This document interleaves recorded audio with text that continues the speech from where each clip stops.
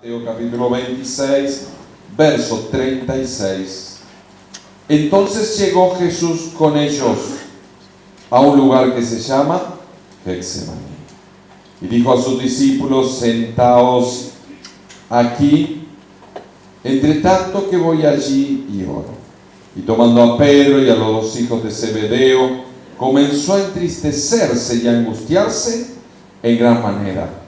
Entonces Jesús les dijo: mi alma está muy triste hasta la muerte, quedaos aquí y velad conmigo.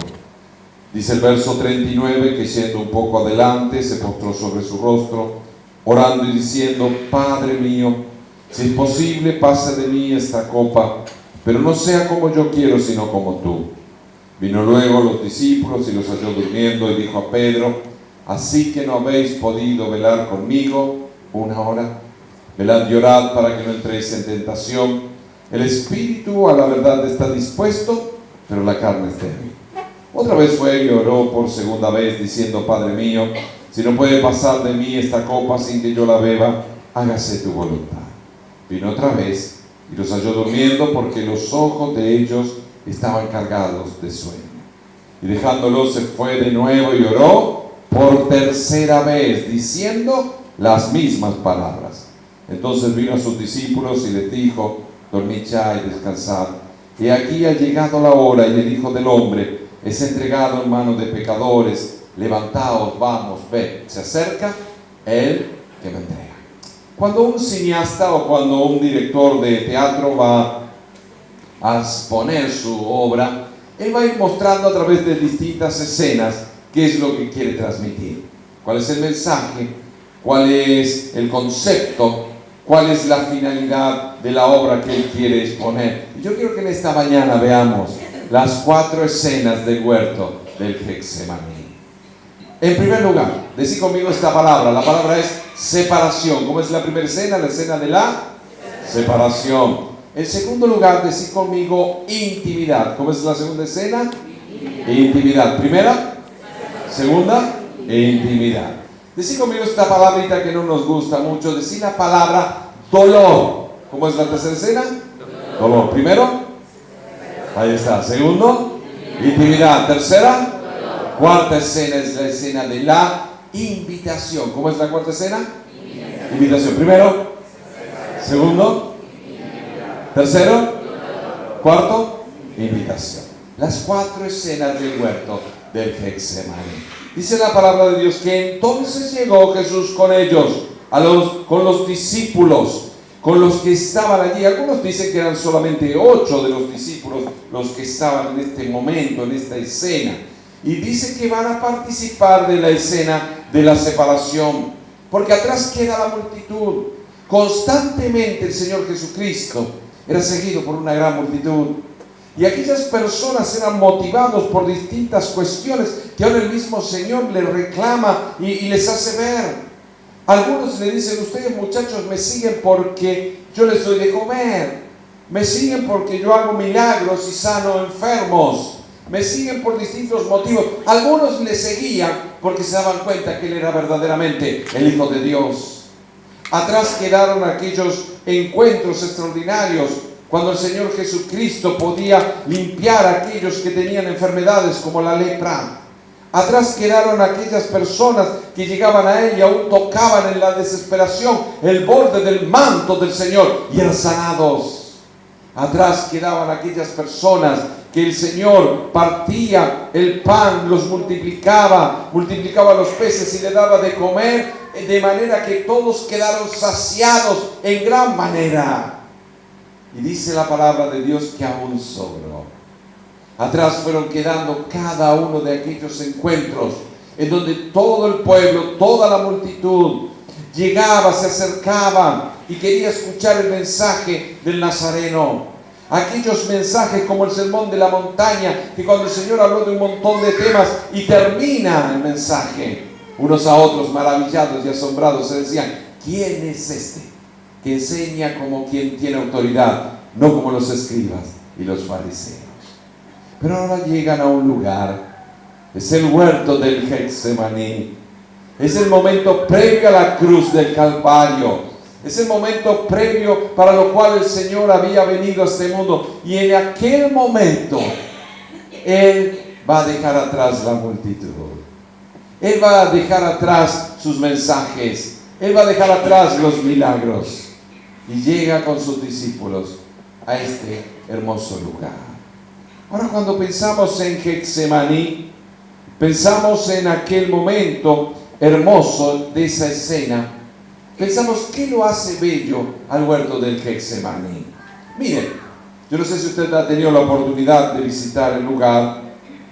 Naturalmente Getsemaní no es un lugar bonito, es un lugar más bien árido, unos arbolitos llamados olivos, un pequeño hilo de agua que tiene un nombre extraordinario, pero en mi barrio le decíamos es una zanja, el torrente del Cedrón, un hilito de agua, nada más. Miren, naturalmente nada tiene que ver el Getsemaní con las cataratas del Iguazú. Naturalmente nada tiene que ver el Getsemaní con los parques de Arrayanes del sur de nuestro país. No tiene nada que ver. Ahora usted me dirá, ¿qué marca la belleza del huerto del Getsemaní? ¿Qué hace a esta escena de la separación un lugar bello y extraordinario? Lo marca la presencia del Señor Jesucristo. Él hace hermoso lugar. Él hace que Getsemaní sea el lugar del encuentro con el Padre. Y si el Señor, siendo el Hijo de Dios, el que me ha visto a mí, ha visto al Padre, Él mismo tuvo necesidad de estar en esta escena de la separación, de dejar todo a un costado y tener comunión con el Padre. ¿Cuánto más vos y yo? En segundo lugar, yo te dije que la segunda escena es la escena de la intimidad. El Señor va a estar con los discípulos, pero Él tiene una preferencia. Él sentía algo especial en el corazón por tres muchachos: por Pedro, por Jacobo y por Juan. Yo no sé por qué, yo no sé qué relación, qué misterio, pero el Señor en muchos momentos especiales estuvo con ellos, ni siquiera con nosotros, con ellos. El monte de la transfiguración, algunos milagros específicos, estaban estos tres. Y ahora en la previa al Calvario, en las escenas del huerto del Getsemaní, se va a repetir. Y en la escena de la intimidad, Él le dice a estos tres: vengan, quédense conmigo esta hora. Pero allí estaban estos muchachos. Y nosotros podríamos pensar, no sé qué te pasa a vos, pero por lo menos te digo lo que me pasa a mí, en cierta envidia, ¿no es cierto? ¿No te hubiera gustado ser Pedro, Jacobo, Juan y estar con el Señor en la escena de la separación, de la intimidad? Estar compartiendo con Él ese momento, ese sufrimiento, ese dolor, esa angustia previa al Calvario. Me hubiera gustado estar allí. Pero querido, quiero decirte algo en esta mañana. Pedro, Jacobo y Juan compartieron la intimidad física allí con el Señor, al lado de Él en el huerto. Pero hoy el creyente goza de una posición aún mayor que ellos. Y usted dirá: ¿sí? ¿Estás seguro de lo que decís? Estoy seguro. Porque el Señor Jesucristo en el Getsemaní estaba al lado, físicamente al lado de ellos. Hoy espiritualmente no está a nuestro lado, está aquí dentro. En la escena de la intimidad del creyente de este tiempo, goza de una intimidad aún mayor. Porque el Espíritu Santo no llegó sino hasta el día de Pentecostés, y aquellos discípulos tenían a Cristo al lado. Hoy vos y yo gozamos de la presencia del Señor en la persona del Espíritu Santo en nuestro corazón. Él dice que ha hecho templo, ha hecho morada. ¿En dónde? ¿En un templo hecho de manos? No. Él huyó una vez de un templo y no volvió más allí, en Israel. Pero Él ha decidido habitar en templos que son tu vida y mi vida. Él mora en nuestros corazones. No hay mayor intimidad que esa. Y hoy podemos cantar, y hoy podemos orar, y hoy podemos charlar con Él. Porque como decía la canción, hoy Él es nuestro amigo. Hoy Él es aquel que habita en nuestros corazones. Pero cuando nosotros estamos allí, a veces he oído, ¿no? Tal vez con buenas intenciones, que cuando uno llega a la iglesia allí, en la puertita, allá quedan nuestros problemas, nuestras cargas, nuestras dificultades y entramos a la cena a participar. Yo no sé qué le pasó a usted, pero sí sé lo que me pasó a mí. Mire, cuando yo crucé esa puerta y crucé el umbral de la iglesia, ¿sabe una cosa? Conmigo se vinieron y se sentaron aquí los problemas, las cargas, los impuestos a pagar. Nadie fue a pagármelos, no. Se vinieron conmigo y allí está. Pero llega el momento de partir el pan, de compartir la copa. Y como decía un antiguo locutor, ahora es un buen momento para echar sobre él todas nuestras cargas. Y si tal vez en la cena del Señor hemos entrado con nuestras cargas, nuestros problemas, nuestras dificultades, querido, no hay mejor momento que la cena del Señor para echar sobre él todas nuestras cargas. ¿Sabes por qué? Porque Él tiene cuidado de nosotros. Mira, me apasiona la mitología, me encanta la historia. La mitología griega, paralela con la romana. La mitología nórdica, ¿no? Con el padre Odín. Thor, su hijo, que los chicos ahora que andan con Thor, ¿no? Loki, el hijo malo. Y allí está, ¿no? Ahora,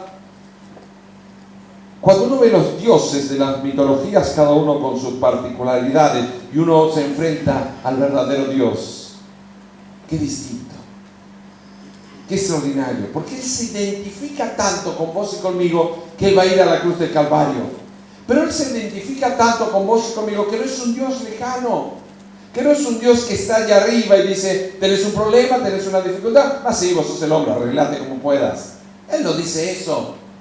Cuando vos tenés hambre, Él tuvo hambre.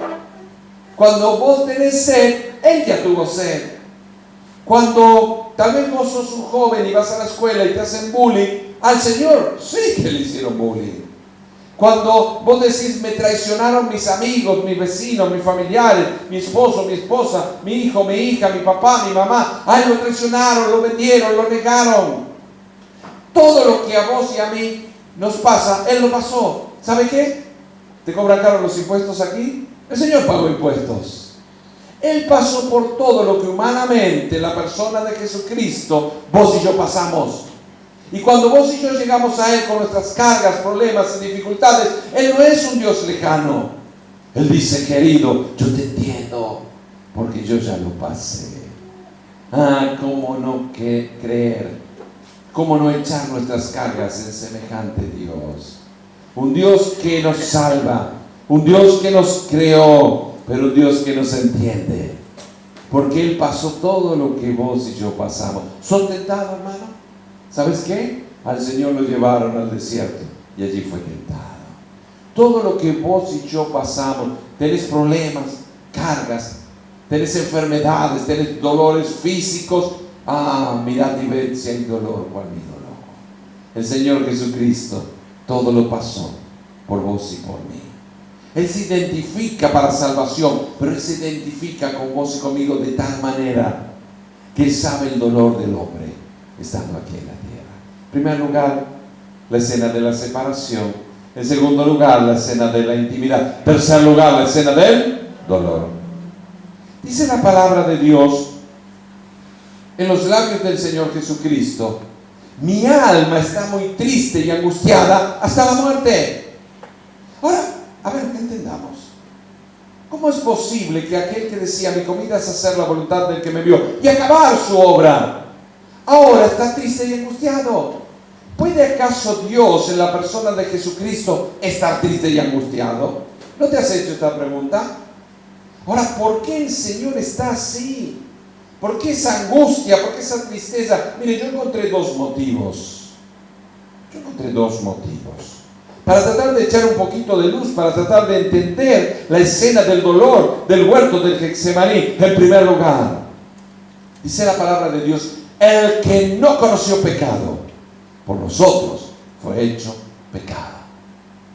Mi querido, para vos y para mí la cuestión de la santidad, bueno, si pecamos, no pecamos, no nos molesta tanto. Pero para Dios, el que no conoció pecado, por nosotros fue hecho pecado. Usted sabe que en el hebreo no existe el superlativo. Nosotros diríamos el Santísimo. Ellos dicen el Santo, Santo, Santo. El que no conoció pecado, horas después del Getsemaní, sería hecho pecado por vos y por mí. ¡Qué tremendo! ¡Qué extraordinario! ¿Cómo el Señor Jesús nos iba a sentir triste y angustiado si el peso de semejante carga estaba sobre sus santas espaldas? Pero hay algo más, hay un segundo motivo. En la cruz del Calvario, un grito estremecedor iba a llegar hasta los rincones de toda la creación. Ángeles, arcángeles, querubines, seres vivientes no alcanzaban a entender, a comprender. El cielo se oscurecía. La mirada del Padre parecía no poder contemplar el rostro desfigurado y deforme de su Hijo. Elí, Elí, lama sabactani. Dios mío, ¿por qué me has desamparado? Mire, teológicamente es imposible separar al Señor del Padre. Es imposible. Ahora, usted tiene que pensar que Jesús en la cruz está como Dios y como hombre. Como hombre Él está triste y angustiado. Como hombre Él siente la separación. Padre, ¿por qué me has desamparado? Como hombre se identifica con vos y conmigo, cargando nuestros pecados. Y Él siente la separación. Y Él siente la angustia, la tristeza y el dolor porque está en un cuerpo de hombre. Siendo Dios, grande, dice ese cántico gradual, grande es el misterio de la piedad. ¡Wow! ¡Que es grande! Cristo, Dios manifestado en carne. Dios se humanó, hermano. Él se hizo hombre. Y como hombre Él está triste y angustiado. Como hombre Él siente la soledad del Calvario. En la cruz del Calvario, Cristo quedó solo para que vos y yo nunca estemos solos. Dios mío, ¿por qué me has desamparado? Y la respuesta desciende desde lo alto, desde el cielo, en forma silenciosa, y dice el Padre: Hijo mío, te he desamparado para amparar a los hombres. En la cruz del Calvario quedó solo Jesús para que vos y yo nunca estemos solos. En la cruz del Calvario Él fue hecho maldición para que vos y yo gocemos de eterna bendición. En la cruz del Calvario Él desciende al abismo para que vos y yo subamos a las glorias del Padre. En la cruz del Calvario Él va a gustar de la muerte para que vos y yo nunca pasemos por la muerte. No hablo de la física, hablo de la muerte segunda, la muerte espiritual. Todo es por Él. Todo es para Él. En la cruz del Calvario Él pagó el precio para que vos y yo, que no lo podíamos pagar, tengamos salvación y vida eterna. Mirad y ved si hay dolor, cuál mi dolor. Pero nos queda la escena final. Y es la escena de la invitación. El Señor le dice a los muchachos, quedaos aquí, velad. ¿Cuánto le dijo? 1 hora. No pidió más. Pero llegó y los halló durmiendo, porque los ojos de ellos estaban cargados de sueño. Y por ahí vos y yo, que decimos sabérnoslas todas, decimos: si yo hubiera estado en lugar de los muchachos, yo hubiera abrazado al Señor, yo hubiera orado con Él, yo le hubiera confortado el corazón. Mentira, hermano. Vos y yo también nos hubiésemos quedado dormidos. Porque un día hace mucho calor, porque un día está el partido, porque un día vino la tía Porota, y vos y yo también faltamos a la escena de la invitación. Semana tras semana, hasta que Él venga, anunciamos su muerte, y Él quiere compartir con nosotros 1 hora. Querido, a veces hasta nos pasa peor, porque venimos físicamente, pero nuestra mente vaga tan lejos que si no hubiéramos venido hubiera sido lo mismo. El Señor en esta mañana quiere estar en intimidad con vos y conmigo 1 hora. Es la escena de la invitación. En primer lugar, la escena de la separación. En segundo lugar, la escena de la intimidad. En tercer lugar, la escena del dolor. Cuarto, la escena de la invitación. Allí está el cuadro. El cuadro de la previa al Calvario. El huerto del Getsemaní. Por nosotros Él tomó la copa amarga, para que vos y yo tomemos la copa dulce, la copa de salvación. Termino. Todos los discípulos van a morir jóvenes y van a morir muy violentamente la mayoría, menos uno. Va a quedar Juan. ¿Se acuerdan cuando el Señor le dice a Pedro: Pedro, ¿a vos qué te importa? Si yo quiero que este quede hasta que venga, ¿qué te importa? Y Juan quedó. Y va a estar en el destierro, en la isla de Pasmo. Y él allí va a recibir cosas, las que eran, las que son y las que han de ser después de estas. Y llega allí y él tiene una visión y dice: yo le vi, era un cordero como inmolado. Ah, hermano, tus defectos y los míos allí en la eternidad van a desaparecer. El hermano que aquí no puede caminar, allí va a caminar, va a correr. El hermano que aquí no puede hablar, no puede cantar, allá va a cantar, y mejor que nadie. El hermano que aquí no pudo ver, allí va a ver. Y lo primero que va a ver va a ser el rostro de su amado Salvador. Ah, pero las marcas de Cristo serán eternas. Y por la eternidad esas marcas nos hablarán del Cordero como inmolado. Pero dice Juan: yo le vi. Es como el que observa una escultura y la va observando desde distintos ángulos y aprecia distintas cuestiones de la belleza de esa escultura. Y él se va corriendo y dice: ahora le veo. Ahora es un león. Y tiene un nombre que es sobre todo nombre: Rey de Reyes, Señor de todos los señores. En la persona de Cristo está el Cordero de León. Eternamente Él será el que murió por vos y murió por mí en la cruz. Sus marcas nos hablarán por la eternidad. Más su majestuosidad, más su reinado eterno, más contemplarle como el león de la tribu de Judá, nos hablará que Él es Rey de Reyes, Señor de todos los señores, porque así como Él se humilló a lo sumo, el Padre le ha exaltado a lo sumo.